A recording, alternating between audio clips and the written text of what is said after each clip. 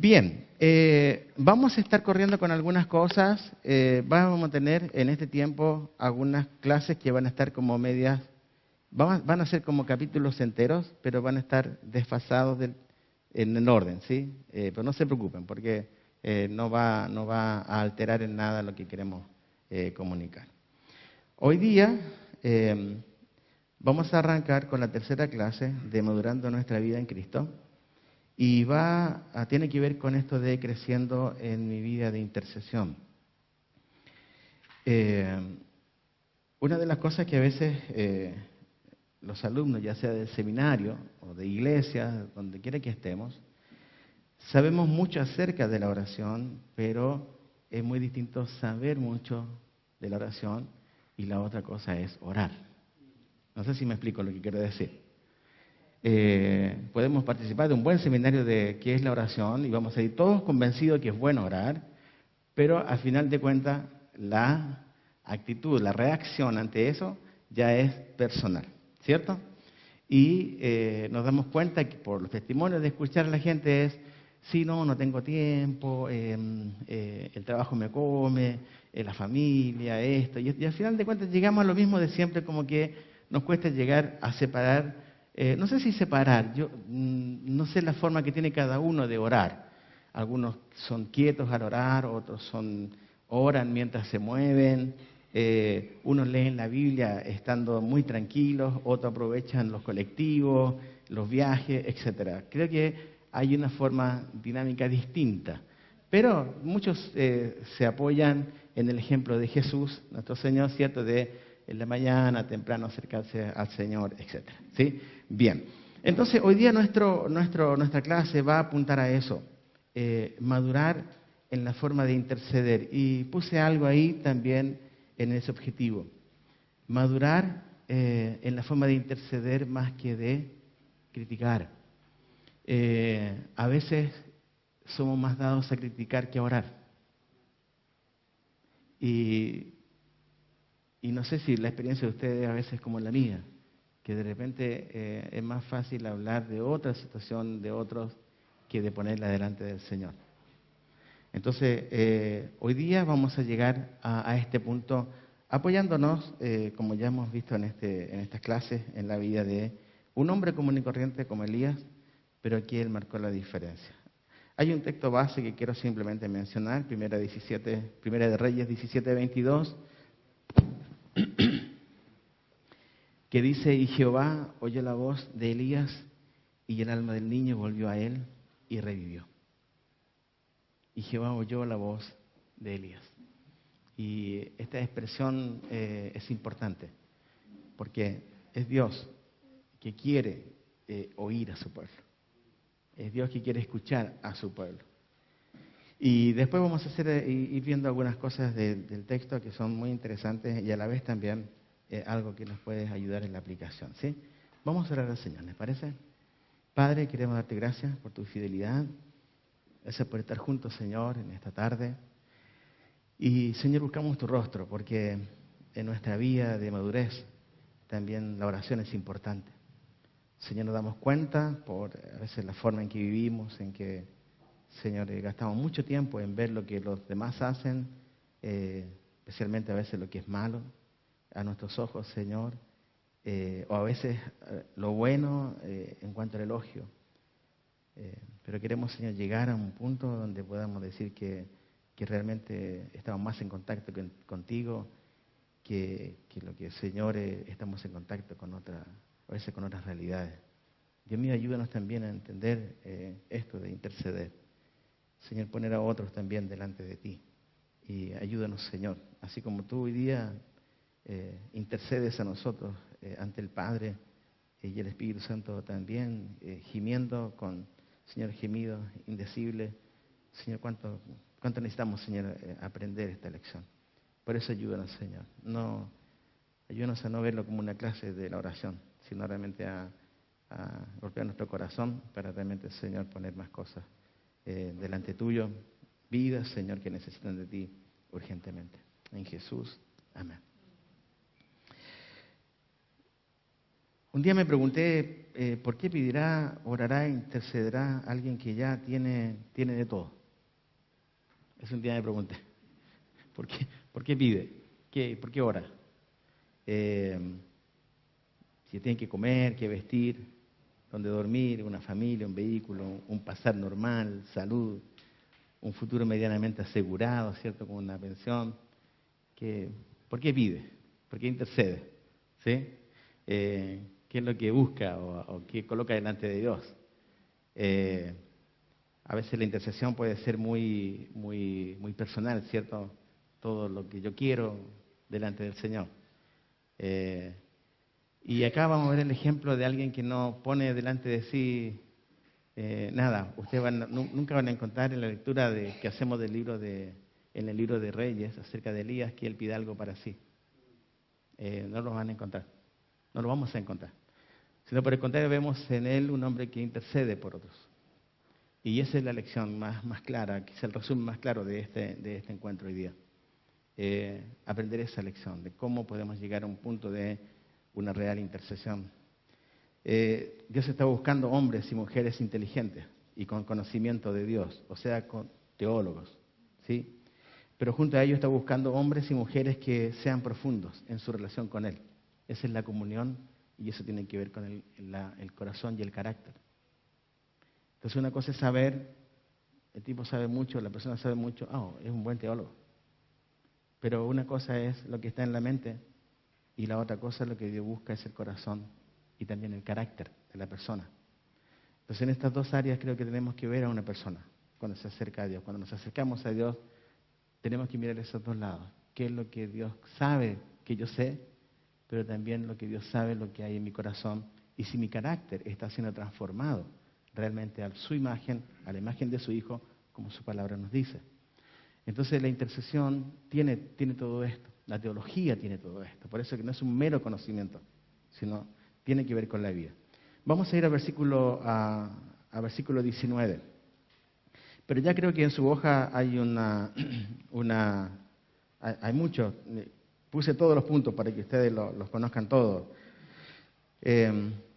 Mientras buscan el 19, les leo lo que dice 1 de Pedro 3:12. Porque los ojos del Señor están sobre los justos y sus oídos atentos a sus oraciones.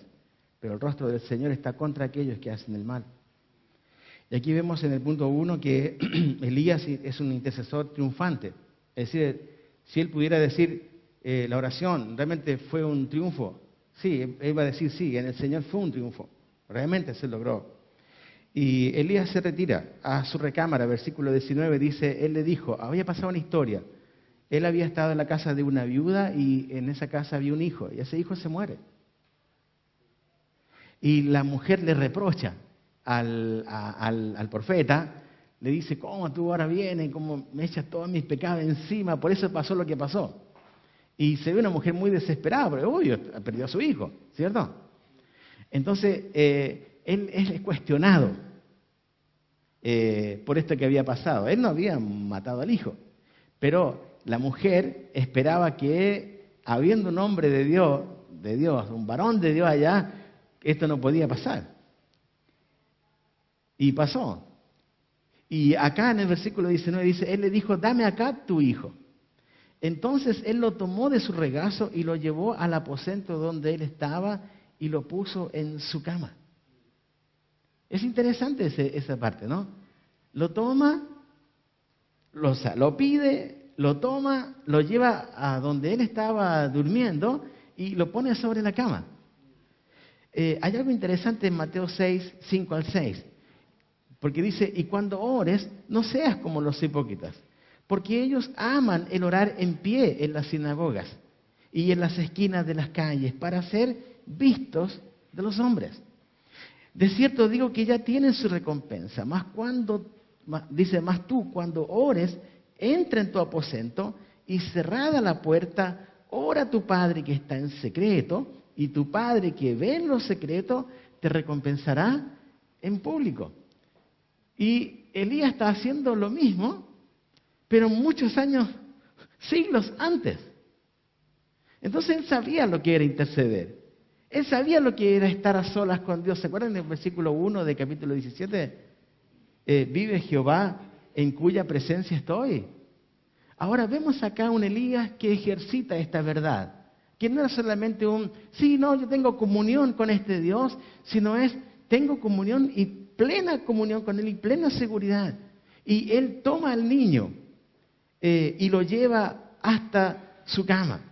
En este lugar, el versículo 20 es interesante como arranca, porque el texto de la Biblia dice, y clamando a Jehová. Lo pone en la cama. Ahora, déjenme imaginarme esto, porque a mí me encanta imaginar, ¿cierto? Ustedes ven al niño acostado, el profeta sabe que está muerto. ¿Quién no era el culpable? Pero la mamá le había dicho, y él sentía una carga extra, aparte de la que él debía sentir simplemente como aquel que se duele por una situación así. Pero fíjense acá, ¿cómo lo hace? No es, bueno, Señor, yo te pido por este niño, a ver si tú en una de esas se haga tu voluntad y veamos. No, el texto dice otra cosa. El texto dice, aún clamando a Jehová. Y la expresión clamar acá significa eso, significa una persona que ante algo que está muerto pide vida. O sea, ni siquiera estaba enfermo, sino que estaba muerto. Ahora, la expresión que se usa en la Escritura es clamar. Entonces, cuando uno llega a este punto, uno se debe preguntar, Señor, ¿cuántas veces yo realmente clamaba a ti en mi vida? Cosas para que tú des vida. Nuestros parientes sin Cristo, nuestra gente sin Cristo, amigos sin Cristo, están en la misma posición que tenían. En la misma posición. Están muertos en delito y pecado. Fíjate que acá la expresión es clamor. Él había vivido en esa casa, estaba ahí conocía al niño. No era un niño que él no había visto nunca. Entonces se suma un tema de cercanía. ¿Sí? Y clamando. Y acá en el versículo 20 también hay varias cosas que vamos a sacar de ese texto. Lo otro que sacamos de ese texto es la dependencia de Dios. Fíjense lo que dice el texto. Y clamando a Jehová, dijo, Jehová, Dios mío. Una vez, hace tiempo atrás, alguien preguntaba, ¿cómo esto de la oración? La terminamos en el nombre de Jesús. Amén, así para que como lo que oré antes tenga como una validez en el cielo, como algo, si no digo amén, Dios me habrá escuchado. Si arranco en el nombre del Señor y no termino con el nombre del Señor, ¿Dios habrá escuchado esa oración? ¿O tienen que ser todas terminadas en el nombre de Jesús? Amén. Y a veces pasamos a la parte como media mística y media de, ¿cómo se llama esto? Media de costumbre. Acá el texto, cuando ustedes van a terminar de ver el texto, dice, y te pido todo esto en tu nombre Jehová, amén. Sino es la dependencia, no es el orden que yo le hago, que yo bajo, o el orden del cual yo he aprendido que hay que orar. Acá lo que está hablando es un hombre que dependió y sabía de quién depender absolutamente. No era si su oración era correcta en el orden. Se nos dice que sí podemos y debemos pedir en el nombre de Jesús. Lo que no se nos dice es el orden. Y debemos cuidarnos de esas cosas, porque esas cosas nos hacen legalistas. Ay, cómo el hermano terminó de orar y no dijo amén. Uy, cómo el predicador termina de su mensaje y no ora. Y caemos en ese legalismo. Y no entendemos más allá de eso. Porque es como abrimos un paréntesis y lo queremos cerrar. Y así no funciona la oración. ¿Cuántas veces no ha salido de nuestra propia boca a la gente? No, pero sí, orar es como conversar con alguien, ¿sí o no? Y yo no converso con mi esposa y le digo, querida esposa Patricia, bueno, te digo todo esto en el nombre de la familia, adiós. Y me voy. Nadie dice esto. Pero le decimos a la gente, tu oración tiene que ser como que estás conversando con otro. Y yo hago justamente lo contrario. Entonces no dependo de Dios. ¿Entienden a dónde va el punto? No empiezo a depender de Dios, empiezo a depender de una fórmula de oración. ¿No será eso que por qué Dios no nos responde? Fíjate cómo sigue el texto. Él apela acá a algo importante.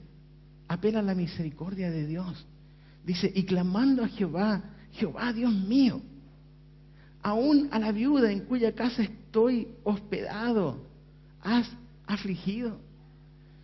Y siento que Elías quiere mover el corazón de Dios, ¿entienden? Aún a la viuda, y le cuenta como que si Dios no supiera, ¿cierto? Como que si Dios no supiera que él estaba en la casa de la viuda, cuando fue el mismo Dios quien lo mandó a la casa de la viuda. Como que si Dios no supiera que el hijo estaba muerto. Como que si Dios no supiese que la mujer estaba triste por la situación. Todo esto Dios lo sabía.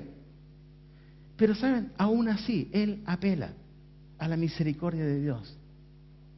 A la mujer, donde estoy, has afligido. Como diciendo a Dios, pero no sé, a veces nos pasa, ¿no? Queremos que los malos sufran y los buenos estén bien, ¿cierto? ¿Por qué le pasa esto a alguien bueno? Esto debería pasarle a alguien malo, decimos nosotros, en nuestra justicia, ¿cierto? Él apela a la misericordia de Dios. Pero también en el versículo 20 Él apela a algo interesante. Él ve la mirada y hace una mirada a algo importante, a que Dios es soberano y que Dios tiene supremacía sobre todo. Fíjense el texto. Y clamando a Jehová dijo, Jehová Dios mío, aún a la viuda en cuya casa estoy hospedado, dice, has afligido, haciéndole morir su hijo. Fíjense que acá no hay Elías no tiene problema con la enfermedad, con que muere el hijo. No le eche la culpa al sistema, él va al punto que tenemos que ir todos siempre. Jehová da vida y Jehová mata. Es así. Y él lo tiene claro como hombre de Dios. No es que no le guste, pero tiene claro. Él sabe que este es soberano. Por eso él dice a la viuda, y dice, en cuya casa estoy hospedado, has afligido. ¿A quién le echa la culpa? No, perdón la expresión, no es que le eche la culpa, pero ¿a quién le pone la carga de esta aflicción? Es a Dios. Y luego dice, haciéndole morir su hijo. Y vuelve a esto. Jehová tiene en su mano vida y muerte. Jehová tiene en su mano salud y enfermedad. Dios tiene en su mano riqueza y pobreza. Dios tiene en su mano absolutamente todo. Y ante eso, Él se rinde. Se rinde. Pero no antes de pedir a Dios su misericordia. ¿Entienden? Una cosa es que uno cree en la soberanía y supremacía de Dios, pero cuando uno se da cuenta realmente que su oración realmente tiene el corazón de Dios, es cuando también se apela a la misericordia. Estoy leyendo a veces algunos artículos inmisericordias. Así, pero sin ni un tipo de misericordia. Es como y eso uno lo sabe, como también el profeta lo sabía. Pero también el profeta sabía que Dios, junto con ser soberano, junto con afligir, junto con quitar la vida, también esa misma mano es capaz de tener misericordia. Entonces, acá vemos algo que ocurre en esta cama, ¿entienden? Es mucho lo que ocurre. Uno ve el texto y dice, sí, lo dejó en la cama y oró. No, más que eso. Es reconocer quién era Dios. Fíjense que hasta ahora, Él no pide nada. ¿Entienden o no? Él clama nomás, ¿cierto? Él clama a Jehová y por ahora su direccionalidad en el texto está basada hacia quién, hacia el niño o hacia Dios. Ahí está, hacia Dios. Y eso muestra el corazón de la persona. También en el versículo 21 hay algo interesante, porque acá vamos a ver la sinceridad y también la insistencia. Y Elías se tendió sobre el niño 3 veces y clamó a Jehová y dijo, Jehová Dios mío, te ruego que hagas volver el alma de este niño a él. Ahora él está pidiendo para el niño, ¿verdad? Recién ahora. Ahora recién él quiere algo. Antes ve la tragedia, clama a Dios, reconoce quién es Dios, lo hace con un corazón sincero.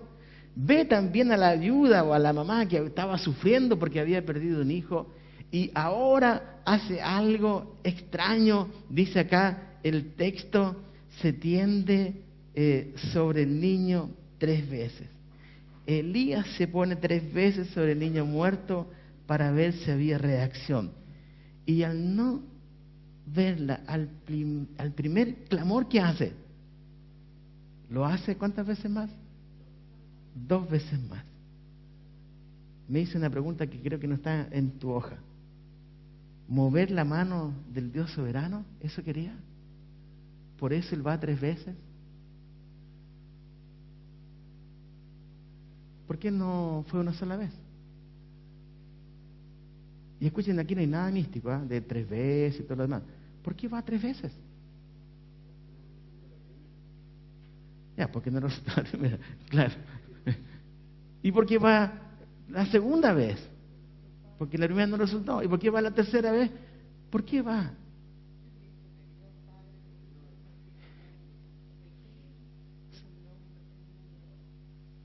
Usted lo ve por el tema de Trinidad, Padre, Hijo. Ya, bien, sí, puede ser también. No estoy tan así como seguro, pero creo que es un... Puede ser, pero... Donde quiero llegar con el punto es... Nosotros podemos interceder. ¿Vieron el punto E? En cuanto a la soberanía de Dios. Bueno, Dios soberano, ¿cierto? ¿Para qué oro? Ya se murió ya. ¿Quién lo mató? ¿No fue Dios? Listo, seamos fríos. ¿Para qué pedir si Dios lo hizo? Ahora fíjense, vemos acá que Dios creó a Elías, ¿no lo creó a imagen y semejanza de él? ¿No es creado cada ser humano a imagen y semejanza de Dios? Aunque, sí, entiendo, está totalmente quebrada esta imagen. ¿Por qué Elías va 3 veces? ¿Por qué Elías insiste? ¿Acaso no tenía claro el punto de la soberanía? Claro que la tenía claro. Él sabía quién era Dios. Y que Dios es Dios y hace como quiere. Pero aún así, Él va una y va otra vez y va otra vez. Y dice el texto, te ruego que hagas volver el alma de este niño a él. Cuando uno entiende esto, vamos a diferenciar entre intercesión y vamos a diferenciar la intercesión de la resignación. ¿Sabes dónde a veces la gente malentiende la soberanía de Dios? Es justamente en este punto. No tengo para qué insistir. Dios soberano. Ya está. Y pasamos. Claro, exactamente, la fe es importante. Ahora, fíjense que este punto es importante, porque nosotros pasamos a un fatalismo. Y saben, a mí la religión que más me impacta de todas las religiones mundiales, que cuando estudiamos un poco, ¿se acuerdan las religiones? Es la religión del hinduismo. Porque se cae en el fatalismo. Naciste en una casta, no podés salir de esa casta. Ya está, estás marcado. Si naciste en la casta acá, no podés subir de casta. Ahora, acá hay una insistencia interesante. Pero también dice después el texto, el profeta no duda en poner la petición delante de Dios, aunque Dios ya sabía de la muerte del niño. Pero obviamente Dios quería, ¿qué cosa? Dios quería escuchar no solamente la voz de su profeta, quería escuchar su corazón.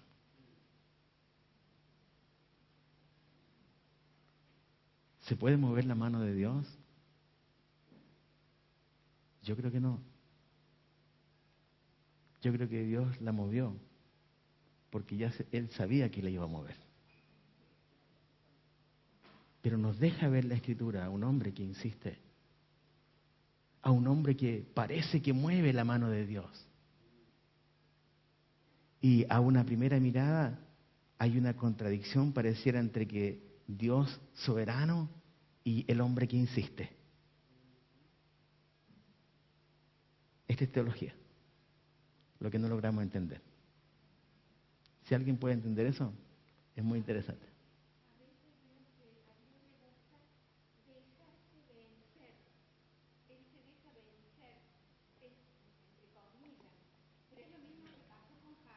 Ya. Bien. Bueno, hay muchos ejemplos bíblicos. Sí.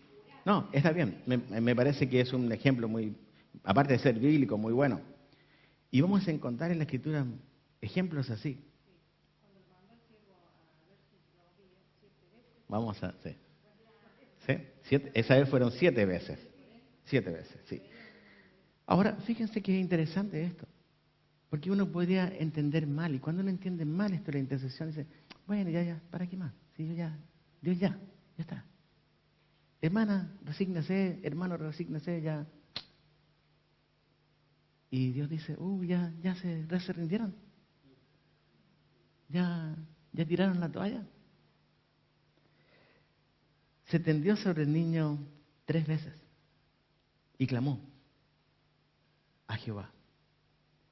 Y dijo Jehová, Dios mío, te ruego que hagas volver el alma de este niño a él. Fíjense, él no dijo, bueno, Señor, yo te pido que tú hagas tu voluntad en este niño, a ver si en el nombre de Jehová levántate niño y habla. No era, él creyó, Dios puede hacer algo, Dios se puede glorificar, Dios puede hacer lo imposible.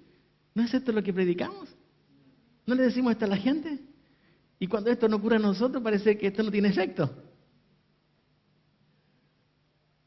Ahora, acá es interesante, porque Elías nos muestra un poco ahora su relación con Dios en este punto.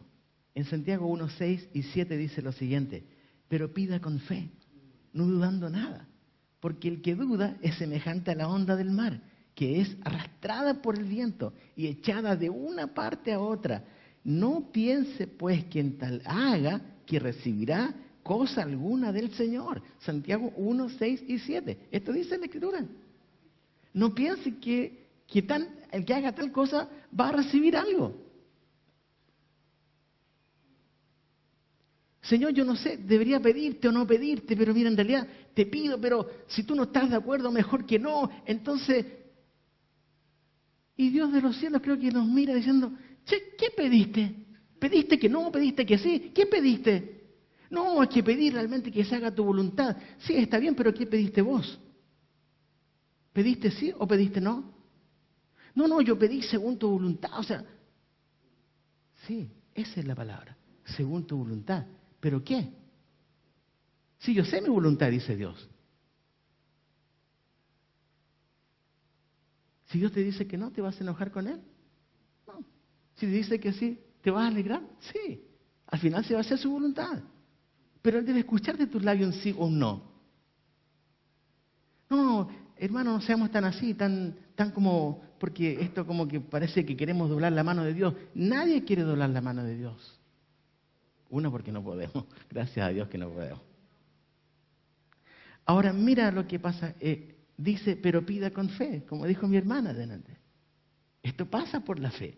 La intercesión real pasa por la fe. No pasa por mi teología, de decir, de todos los puntitos.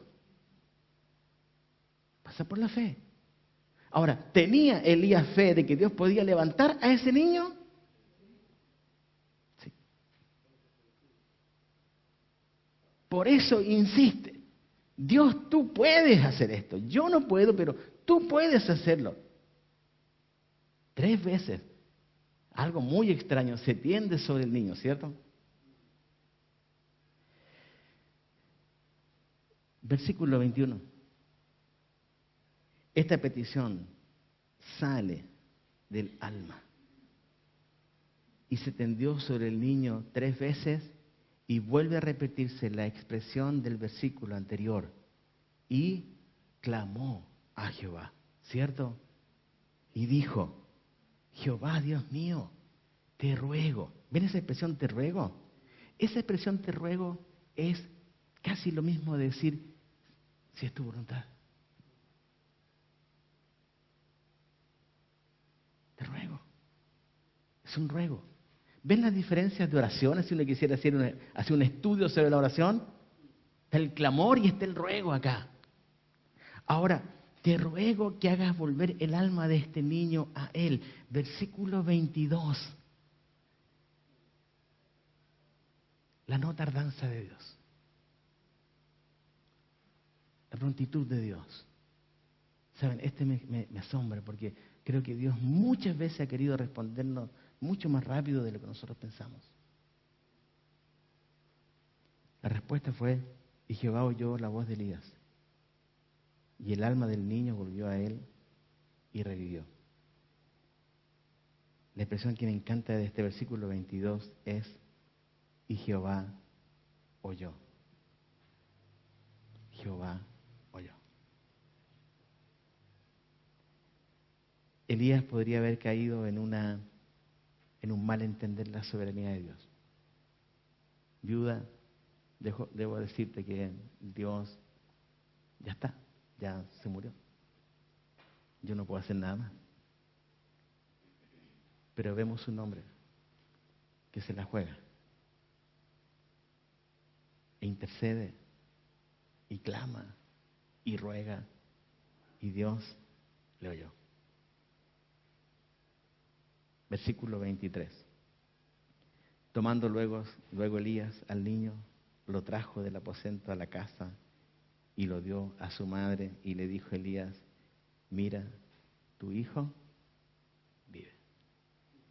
Ahora uno lo lee así, ¿cierto? Como muy así, medio frío, como yo recién. Yo no sé qué cara tenía Elías.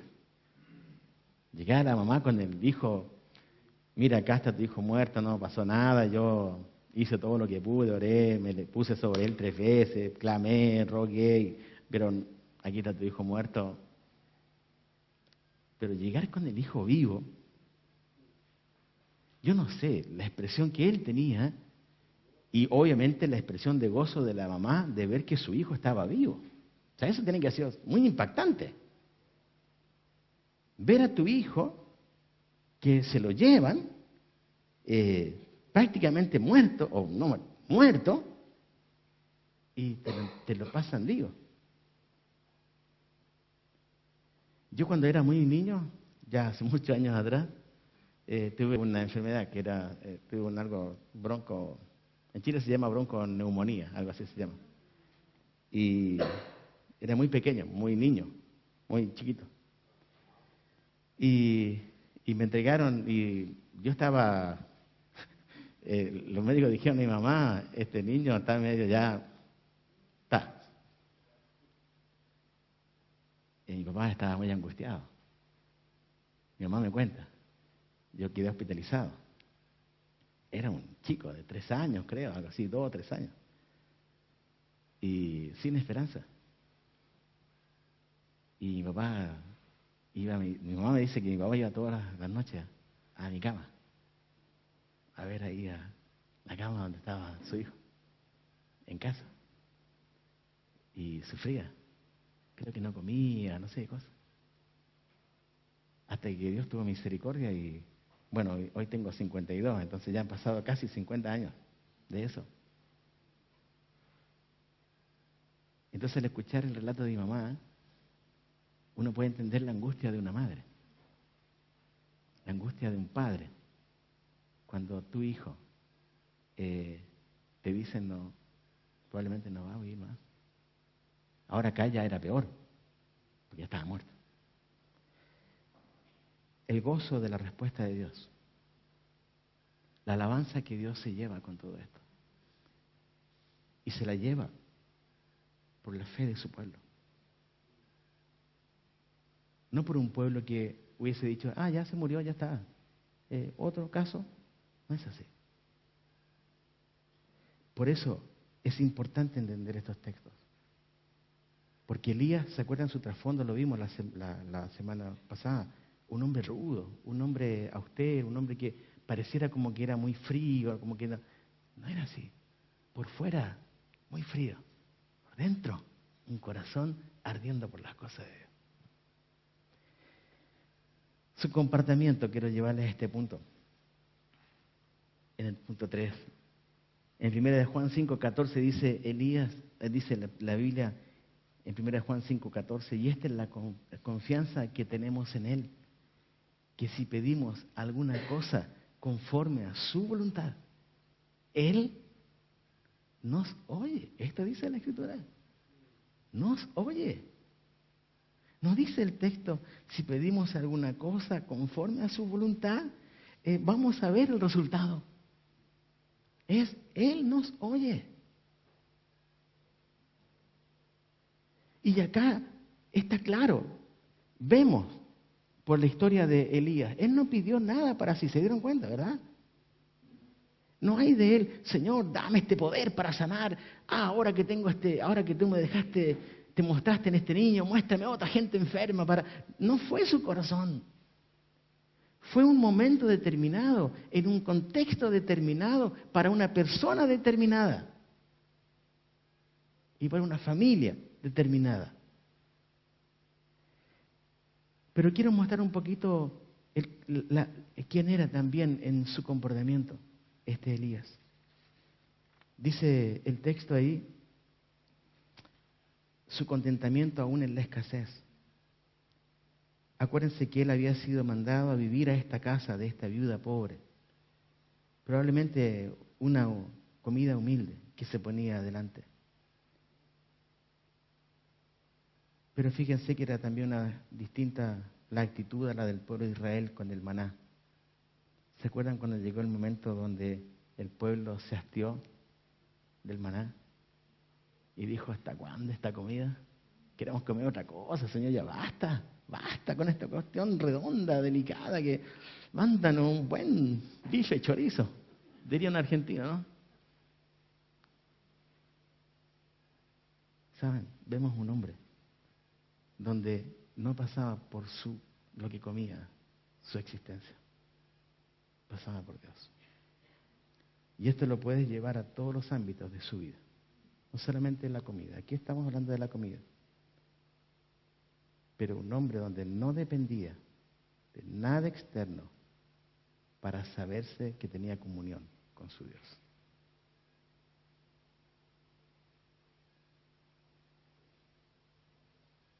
Elías, dice versículo 14 al 15 de Primero de Reyes 17, volvemos un poquito atrás, porque Jehová Dios de Israel ha dicho así, la harina de la tinaja no escaseará, ni el aceite de la vasija disminuirá, hasta el día en que Jehová haga llover sobre la faz de la tierra.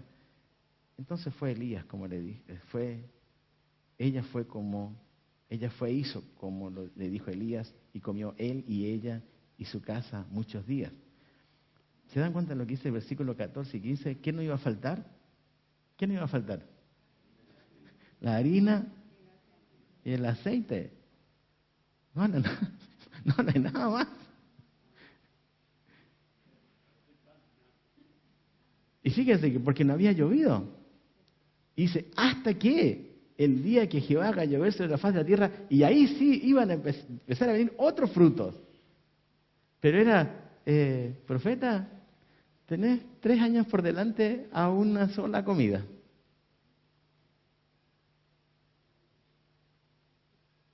Y saben, hermano, me encanta este corazón de Elías.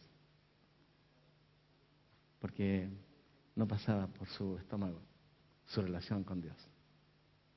Tampoco pasaba por su vestido, ni por su calzado, sino que pasaba por Dios mismo. El apóstol Pablo lo dice también en forma clara. Contentos con el sustento que tenemos, ¿cierto? Y no es que no se pueda tener más. Nadie está diciendo eso. Absolutamente nada, no es eso. Si tienes más, gloria al Señor. Pero que ese más no sea lo que te va a llevar a no estar delante del Señor en comunión. El silencio ante el reproche, una cosa que quiero rescatar de él. La viuda, versículo 18, dice lo siguiente. Y ella dijo, Elías, ¿qué hago yo contigo, varón de Dios? ¿Has venido a mí para traer en memoria mis iniquidades y para hacer morir a mi hijo? Oh, es fuerte que te digan eso. Y peor cuando eres un invitado en la casa, ¿cierto? La mujer acá se va, pero con todo. Porque para ella tener a un varón de Dios en la casa era algo muy importante. Es como no nos puede pasar nada malo. Y obviamente nos equivocamos con esto, ¿verdad? Pero su percepción era esa. Y ella dice, has venido para traer a memoria mis iniquidades, mis pecados, y para hacer morir a mi hijo. Y me encanta la actitud de Elías, que yo debo madurar en esta actitud. Y en la actitud de no responder, de guardar silencio, de no vindicarme, de no, me callo. ¿Por qué me tengo que callar? Cuando yo tengo la razón. ¿Te ha pasado muchas veces? Pero no, yo tengo que decirlo porque... Y acá un Elías puede decir, cállate la boca, mujer, yo no tengo culpa. Nada, no dice nada. Lo único que dice es, pásame a tu hijo, nada más. Y nos muestra esta actitud, el silencio. Porque quien vindica es Dios, no son mis palabras. Pero mi orgullo me dice que tengo que hacerlo, ¿entienden? Mi ego me dice, no, vos no podés quedar abajo, vos tenés que quedar arriba. Y él o ella tiene que quedar abajo. Porque él o ella es el que tiene que entender que ellos están mal, no uno. Muchas enseñanzas en pocos versículos, queridos. Muchas enseñanzas. Los proverbios nos dicen esta verdad del callar. No, pero es que es cultural, porque depende de la cultura en que estamos. Los chilenos son más apagados, los argentinos son más fervorosos, el uruguayo también, y no sé quién. No pasa por cultura, pasa por mi relación con Dios. Es entender qué es lo que Dios quiere para mi vida. Pero no estamos hablando de cosas. Acá fue una injusticia absoluta. Ahora uno puede pensar, bueno, hermano, entonces nunca hay que decir nada, siempre hay que quedarse callada. Si viene mi esposo y me pega, yo tampoco, sí, dale más, otro más por aquí. No es eso. Entendemos de qué estamos hablando, ¿verdad? Entendemos que hay extremos y extremos. Acá el punto es un hombre que prefiere, ante un reproche, guardar silencio y dejarlo a Dios. ¿Qué pasa cuando esto ocurre? Cuando uno deja las cosas en las manos de Dios. Y uno queda, perdón la expresión que voy a usar, pero queda como el tonto. y el otro queda como el inteligente. Elías fue, y todo lo que ocurre está entre este versículo y el versículo 24. Como Dios levanta al niño. Versículo 24, miren lo que dice. Entonces la mujer, cuando el hijo vuelve a la vida, dijo Elías, ahora conozco que tú eres varón de Dios y que la palabra de Jehová es verdad en tu boca. ¿Quién humilló a quién? ¿Fue la mujer a Elías o fue Dios a la mujer? Allá está. Fue Dios a la mujer. Le cierra la boca y le dice, este es mi hombre. Y la mujer tiene que ir a la evidencia. Y la evidencia era muy clara. Yo, como mamá, no pude hacer nada por este hijo. Yo lloré, yo clamé, yo le dice, hijo, vive, yo te amo, hijo, no te vayas. No pudo hacer nada la mamá, nada, no fue oída. Pero Dios oyó a Elías. Ahora cuando en el versículo 18, ¿no es antes que el versículo 20 y que el 21?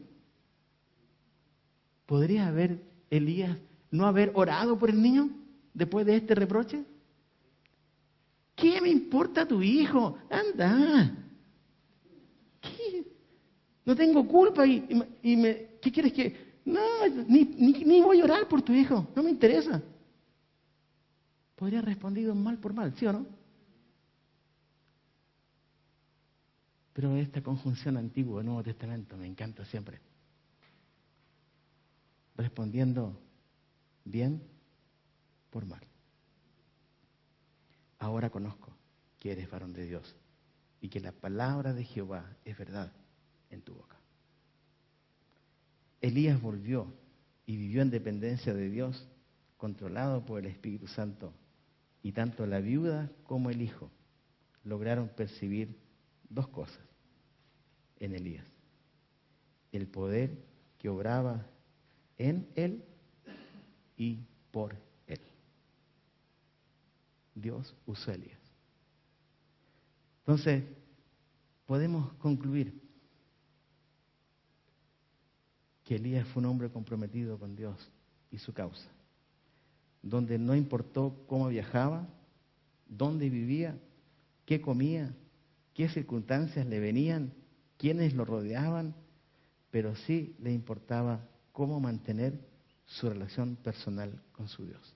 Esto era lo que más le importaba.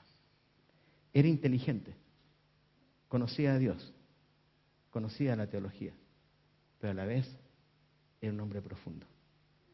Y una frase que alguien, creo que fue Mónica u otro, colocó en una red social, algo de Bonhoeffer: Dios no cumplirá todo lo que quiero, pero sí cumplirá todas sus promesas. Dios no cumplirá todo lo que yo quiero, pero sí va a cumplir todas sus promesas. Atrás, en su hoja, hay algo cortito que no tenemos tiempo para conversarlo, pero quiero dejárselo para que lo pueda masticar en casa. ¿Cómo se contrasta la intercesión con la resignación exhibida en otras religiones? ¿Y qué base tenemos como cristianos para ser diferentes en este aspecto? Miren lo que dice. La intercesión se contrasta con la resignación debido a que no acepta el mundo en que vivimos tal como es, sino que quiere cambiarlo y debe cambiarlo. La resignación de otras religiones asumen que el mundo tal como es se debe aceptar y que intentar cambiarlo es una forma de escapar de la realidad. Sin embargo, la intercesión busca cambiar la realidad del mundo. La intercesión es una rebelión a la realidad. Nosotros debemos tener como base que Dios es quien puede cambiar las cosas Y por eso debemos recurrir a Él insistentemente para que con su poder el mundo sea cambiado. Esa es la diferencia entre la intercesión y la resignación. Todos sabemos que vamos cuesta abajo, pero Dios está buscando lo que están intercediendo. No para quizás llegar acá, pero sí para que Dios cambie corazones. Él cambia corazones, Él cambia circunstancias, Él cambia vidas, Él cambia realidades. ¿Entienden? Es una lógica espiritual. Y luego hay unas preguntas para reflexionar que después les pido que los puedan hacer como ejercicio. ¿Sí? Bueno, oramos al Señor. ¿Les parece?